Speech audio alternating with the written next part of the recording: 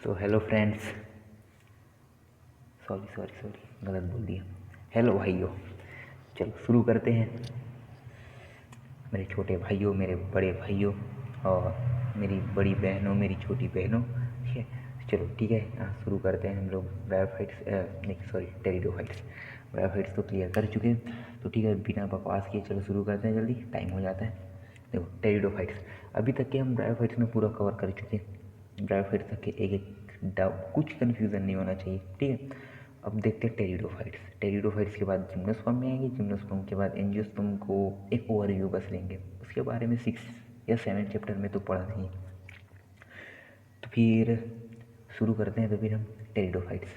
तो देखो टेरिडोफाइट्स ये है हमारा टेरिडोफाइट्स। इसमें क्या क्या इंक्लूड है?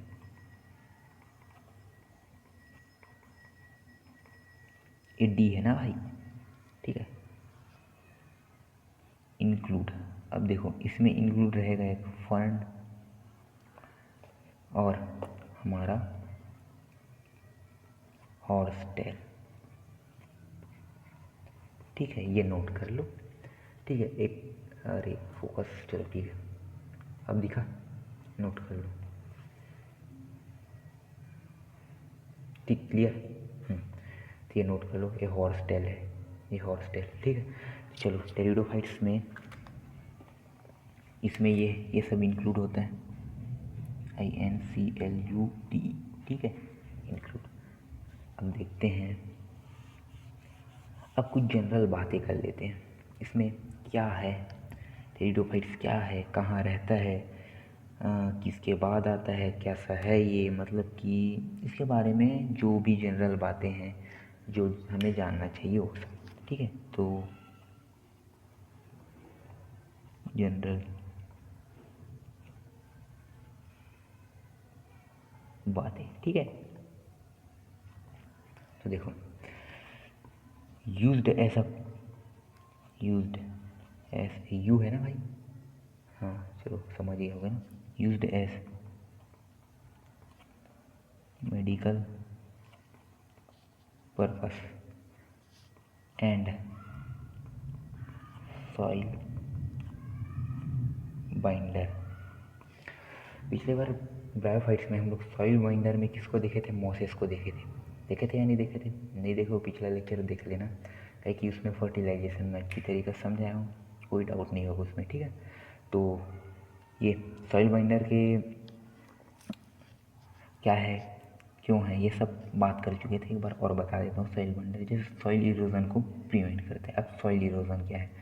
ये सॉइल है, एक तो सॉइल मुश्किल से बनता है, उसको भी प्लांट कुछ, और वो क्या बोलते हैं, हमारा अर्थवॉर्म, ये सब इम्पोर्टेंट रहते हैं, ये सब कुछ करके बनाते हैं अपना, वो सब प्रोसेस हम इकोलॉजी में डिस्कशन करेंगे, ठीक है। ये मान लो यहाँ सॉइल है, ठीक है। अब इस सॉइल, अब देखो भाई, ये रॉक्स टूट के ही तो सॉइल बनता है ना, तो उसको बनाने में मेन रोल किसका रहता है? प्लांट का रहता है। तो देखो, अब प्लांट में, अब आप लोग प्लांट में ये एंजियोस्पर्म वाला प्लांट को मतलब कुछ प्लांट हो सकता है एंजियोस्पर्म में, लेकिन मोस्टली ये हमारा जो फर्स्ट एल्गी लाइकेन्स हो गया और ये मोसेस, ये सब बाइंड कर करके जो हमारा रॉक है उसको तोड़ के पूरा तोड़ते एक सॉइल बनाते हैं। और जब वो सॉइल इतना सारा हो जाता है जिसमें हमारा कोई एक प्लांट ग्रो कर सकता है, उसके बाद फिर वो ग्रो करता है कोई प्लांट वो सॉइल में, ठीक है। तो ये मान लो सॉइल है, तब इसको इरोजन, मतलब कि ये सॉइल इरोजन है, इसका मतलब अब एयर आने में तो रुड़ जाएगा, ठीक है। इसके लिए अब नेचर ने कई ऐसे प्लांट्स हैं, मतलब कि कई ऐसे जो ये हमारा प्लांट्स है, तो सॉइल बाइंडर जो सॉइल को पकड़ के रखे हो ऐसा टाइप का, जैसे हमारा पिछले बार पढ़े थे मोसेस है, मान लो जो कारपेट टाइप का पूरा बिछ जाता है, ये हमारा लैंड है, लैंड में पूरा कारपेट टाइप का बिछ जाएगा। अब सॉइल आएगा, मतलब सॉरी एयर आएगा, ये एयर आ रहा है, एयर आएगा तो इसको उड़ा के तो नहीं ले जा पाएगा। तो आई होप समझ आ चुका होगा, ये फालतू चीज़, मतलब फालतू नहीं, मतलब कि ये छोटा सा कॉन्सेप्ट में ज़्यादा नहीं जाएंगे, सब आप पढ़ चुके होंगे। बस ये इसके लिए था, उन लोगों के लिए था जो कंफ्यूज रहते हैं या फिर जो 10th तक के सिर्फ मस्ती किए हैं, अभी उन लोग कहाँ खुले हैं और 11th में अच्छा पढ़ना चाहते हैं उन लोग के लिए। ठीक है भाई, तो समझ आ गया हो। तो सॉइल बाइंडर के रूप में इसको यूज़ करते हैं, जो सॉइल को बाइंड करके रखता है। ठीक है, और ये मेडिकल पर्पस इसके लिए तो बताना नहीं पड़ेगा। जो हमारा मेडिसिन है ये सब बहुत सारे जो टेरिडोफाइट से ही आते हैं। ठीक है, एंजियो जैसे हम लोग 6 चैप्टर में इसके बारे में डिस्कशन करेंगे, क्या क्या दवाई है कुछ। ठीक है, उसके बारे में अब देखते हैं। और यूज्ड एज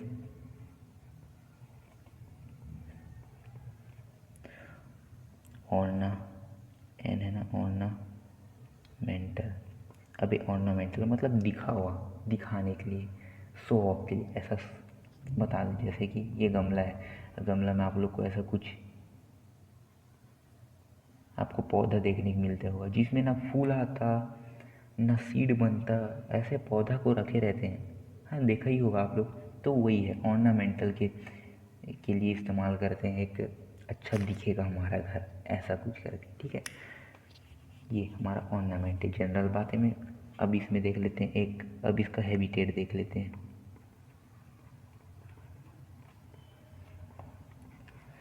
अब हैबिटेट कौन सी जगह में रहता है भाई, क्या खाता है, क्या पीता है, कहाँ सोता है, कहाँ रोता है। ठीक है, चलिए यही सब देखते हैं। मतलब ये हैबिटेट देखो कहाँ रहता है, कूल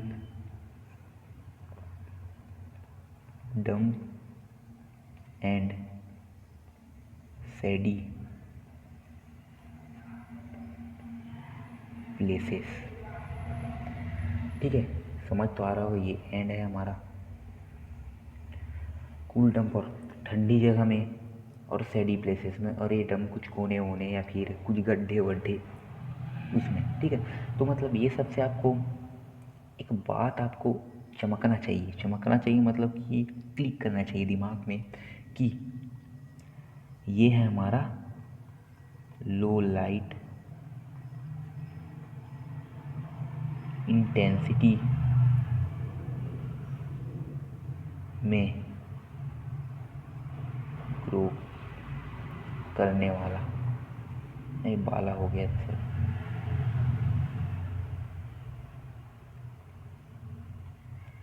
ठीक है, ये तो समझ आ गया होगा। लो लाइट इंटेंसिटी में ग्रो करेगा ये मोस्टली शेडी प्लेसेस। जैसे कि ये कोई पेड़ है, पेड़ के नीचे यहाँ पर पेड़, ये तो पूरा हमारा सन का लाइट एब्जॉर्ब कर लेगा, उसके बाद फिर यहाँ कुछ हमारे यहाँ पर ग्रो कर सकता है या फिर समथिंग, वो आप समझ गए होंगे, समझदार हो भाई आप।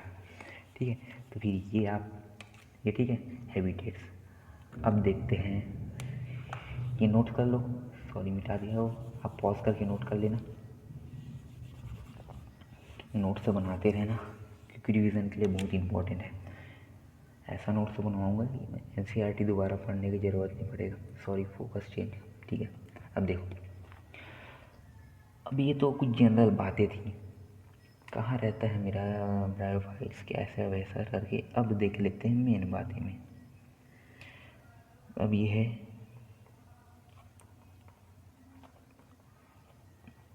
कुछ याद आया, याद आना चाहिए।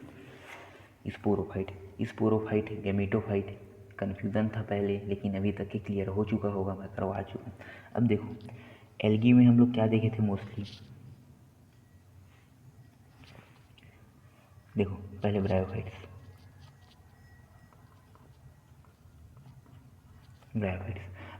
में हम लोग देखे थे कि जो हमारा ये था गैमेटोफाइट्स था, ज़्यादा गंदा बन गया।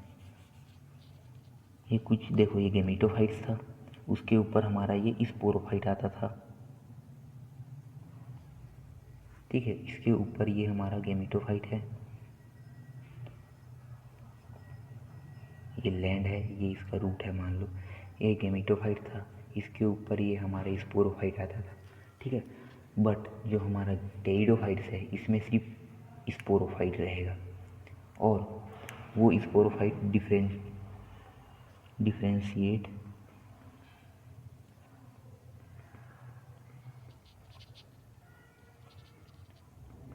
इनटू डिफ्रेंशिएटेड इनटू रूट,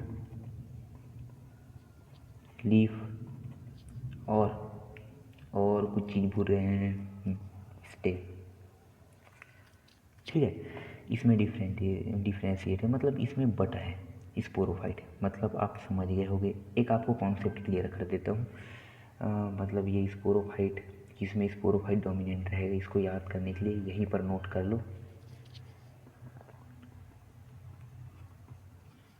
ये है हमारा पूरा कॉन्सेप्ट क्लियर होना चाहिए। ठीक है, अब देखो ये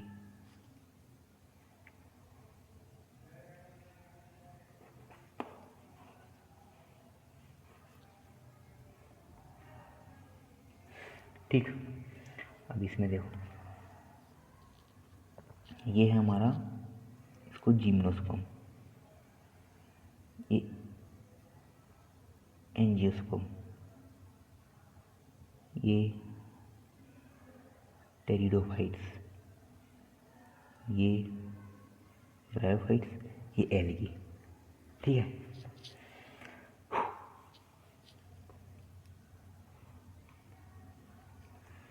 अब इसको मान लो, इसको SSG,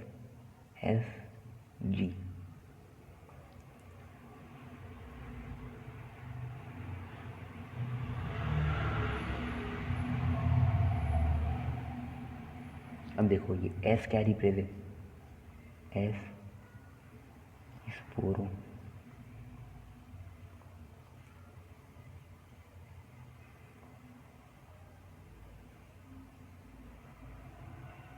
सॉरी स्पेलिंग गलत हो गया, स्पोरोफाइट, और G है हमारा गैमेटोफाइट। अब देखो कौन सा किस में डोमिनेट करेगा, ठीक है, कौन सा किस में डोमिनेट करेगा, ये सब आपको इसमें क्लियर हो जाएगा। तो देखो ये है हमारा एल्गी, ये ब्रायोफाइट्स, ठीक है, और ये हमारा टेरिडोफाइट्स जो भी पढ़ रहे हैं, ये हमारा जिम्नोस्पर्म, ये है हमारा एंजियोस्पर्म। अब देखो इसमें स्पोरोफाइट ही धीरे धीरे डोमिनेट कर रहा है। ठीक है, इसमें देखो इसमें गेमिटोफाइट का कंटेंट ज़्यादा था, ठीक, गेमिटोफाइट इसमें ज़्यादा था, फिर स्पोरोफाइट, फिर इसमें गेमिटोफाइट कम हुआ, स्पोरोफाइट थोड़ा बढ़ा, एंजियोस्पर्म में पूरा स्पोरोफाइटिक जनरेशन आपको देखने को मिलेगा। ठीक है, ये एंजियोस्पर्म है, लिख लेना, algae, bryophytes, pteridophyte, gymnosperm, angiosperm, इसको शॉर्टकट में अब मैं लिख दिया हूँ। ठीक है, ये इंपॉर्टेंट एक, इसको नोट करके रख लेना, काहे कि क्वेश्चन जब सॉल्व करोगे तो ये बहुत मतलब काम आएगा आपके। ठीक है, तो इससे देखो, इससे पता चलता है कि देखो टेरिडोफाइट्स में, तो ये आपके लिए मैंने अच्छे से बना दिया इसको, तो देख लो इसको, ये गेमिटोफाइट। अब इसको समझा देता हूँ आपको। तो देखो जी डिनोट कर रहा है गेमिटोफाइट, ये स्पोरोफाइट, तो देखो ये स्पोरोफाइट है, वो धीरे धीरे बढ़ते जा रहा है। ठीक है, तो इसमें देखो टेरिडोफाइट्स, ये हम टेरिडोफाइट्स अभी स्टडी कर रहे हैं उसके बारे में। देखो टेरिडोफाइट्स में स्पोरोफाइटिक जनरेशन ग्रेटर है ना, ये डोमिनेट कर रहे हैं जिम्नोस्पर्म, क्या बोलते हैं, गेमिटोफाइट में। तो चलो ये स्पोरोफाइट 3 पार्ट में डिवाइडेड है। अब देखो इसको लीफ के बारे में बात कर लेते हैं। ठीक है, लीफ में हम लोग देखें माइक्रो फाइल को देख चुके, मैक्रो फाइल के बारे में बात कर चुके,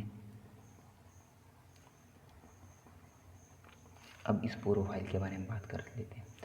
ये हो गया, ये हो गया, ये हो गया। अब स्पोरोफाइल, स्पोरोफाइल क्या होता है, तो ये है हमारा, यहाँ पर आपको बता देता हूँ,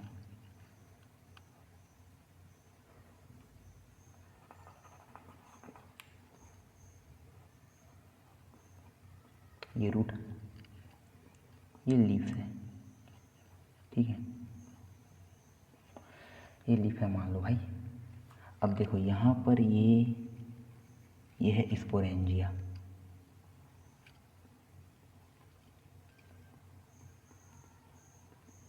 इसको बोलेंगे स्पोरेंजिया। स्पोरेंजिया जिसके अंदर स्पोर्स रहता है, जो स्पोर्स बाहर ये फूटेगा, बस्ट होगा। बस्ट होने के बाद फटने के बाद यहाँ से ये जब निकलेगा, क्या स्पोर्स, इसके अंदर स्पोर्स रहते हैं, ठीक है, वो निकलता है। निकलने के बाद वो जर्मिनेट करता है, ठीक है। ये है कॉन्सेप्ट स्पोरेंजिया के अंदर। ये बैग लाइक स्पोरेंजिया, देखो लिख लेना एक पॉइंट बना के, sporangia is a bag like structure in which spores are occur, ठीक है, वो होता है, ठीक है। उसमें ऐसा वैसा करके अपना लिख लेना आपने। उसके बाद फिर देखते हैं, अब ये है कुछ अलग प्रकार का ये लीफ है, ठीक है। इसको बोलेंगे हम स्पोरोफिल। स्पोरोफिल, फिल मतलब जैसे स्पोर, ये स्पोरेंजिया के अगल बगल वाला लीफ स्पोरोफिल, ठीक। ये क्लियर हो चुका होगा। अब देखो, अब उसके बाद फिर देखो, ये है हमारा स्पोरोफिल।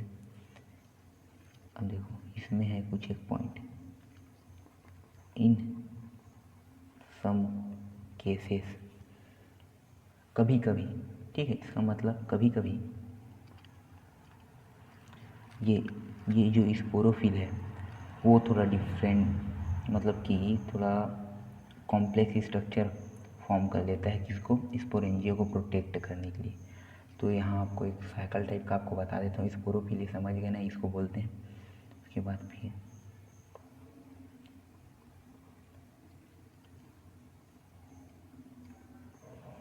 समटाइम स्पोरोफिल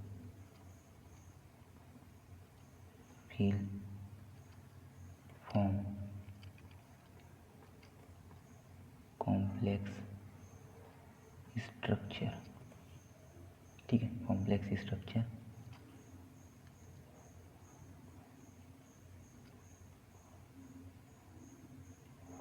जो हमारे इक्विसिटम में आपको देखने को मिल जाएगा। देखो ये, उसके बाद फिर ये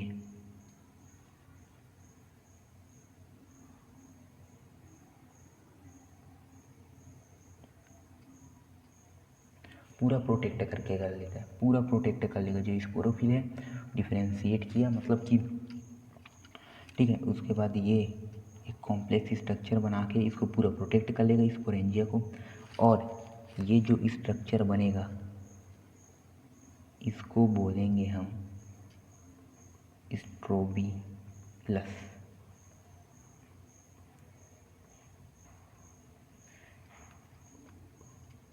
तो मेरे हिसाब से स्पोरेंजिया क्या है, स्ट्रोबिलस क्या है और स्पोरोफिल क्या है, ये सब समझ में आ चुका होगा आपको, ठीक है।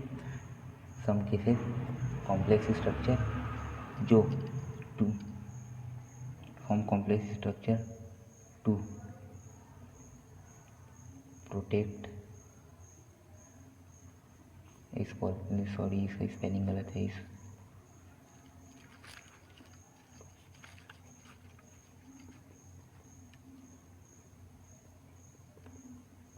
थोड़ी स्पेलिंग देख लेना भाई, ठीक है। तो ये प्रोटेक्ट स्पोरेंजिया, ठीक है। वो स्ट्रक्चर, ये कॉम्प्लेक्स स्ट्रक्चर, इसी को बोलेंगे स्ट्रोबिलस, है ना। और स्ट्रक्चर को बोलते हैं, ये सब तो आप लिख सकते हो ना, ठीक है। तो ये लिख लेना स्ट्रोबिलस करके। तो चलो स्ट्रोबिलस का कॉन्सेप्ट भी क्लियर हो चुका है बढ़िया से। तो हमारा स्ट्रोबिलस, अभी स्ट्रोबिलस को यहाँ ऑल्सो कॉल्ड कहते हैं कोन्स, इसको कोन्स भी बोलते हैं। अब ये देखने को मिलता है, एक कॉम्प्लेक्स स्ट्रक्चर किस में फॉर्म करेगा उसके बारे में बात कर लेते हैं। ये देखने को मिलेगा हमें इक्विसिटम,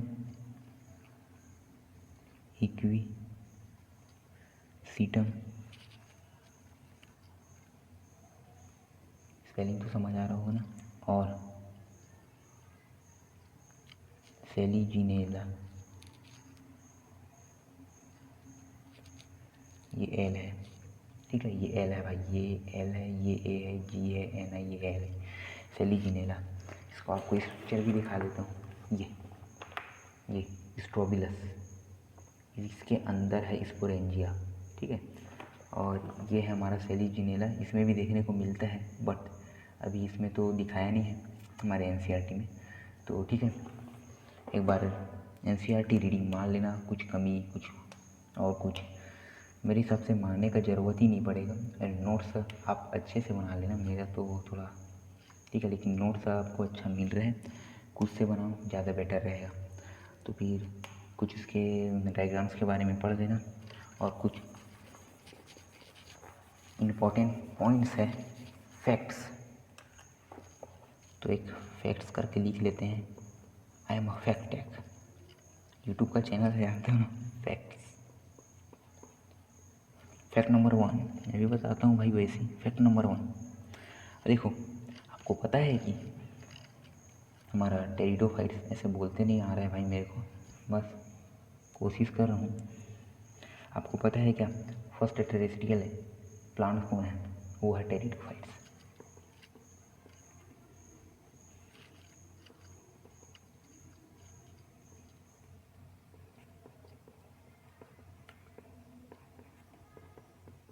फर्स्ट टेरेस्ट्रियल प्लांट, ठीक है, जो हमारा पानी को छोड़ चुका है, ठीक है ना। और दूसरा फैक्ट, जिसके पास फर्स्ट प्लांट जिसके पास क्या आया हो, vascular tissues, xylem phloem, vascular tissues के बारे में और डिस्कस करेंगे। तो फिर फैक्ट नंबर 2, क्या आपको पता है फर्स्ट वेस्कुलर टिश्यू किस में देखने को मिला था? वो हमारा देखने को मिला था टेरिडोफाइट्स में। ये टेरिडोफाइट्स से समझ लो ऐसा, फर्स्ट वेस्कुलर टिश्यू सीन जो है, दिखा नहीं दिखा, चलो, जाइलम एंड फ्लोएम, ठीक है। तो यहीं पर लेक्चर ख़त्म करते हैं, ठीक है। कुछ जनरल बातें बस, कुछ और बच गया, बाकी ये फिर चैप्टर ख़त्म हो जाएगा, रिप्रोडक्शन के बारे में बात कर लेंगे, हो गया। तो आपको मेरा फैक्ट टेक का चैनल कैसा लगा, मतलब कि लास्ट में जो फैक्ट टेक बताने का चैनल, वैसे मैं वो फैक्ट टेक जैसे तो बता नहीं पाया क्योंकि वो एक सर है महान, तो ठीक है। तो फिर तो देखो भाई, बढ़िया पढ़ो, ठीक है, पढ़ते रहो भाई, प्रॉब्लम तो आएंगी, कुछ ना कुछ प्रॉब्लम आते रहेगा, तो आपको पढ़ना नहीं रोकना है, पढ़ते रहना है, ठीक है। और भाई दुनिया में अपना नाम रोशन करो बढ़िया से, और बढ़िया पढ़ो, पढ़ाई ही सब कुछ है, ऐसा मान लो अभी, ठीक है। उसके बाद तो फिर मौज मस्ती है, तो ठीक है भाई। तो फिर यहाँ से मैं आपसे विदा लेता हूँ, धन्यवाद, thanks for watching this video.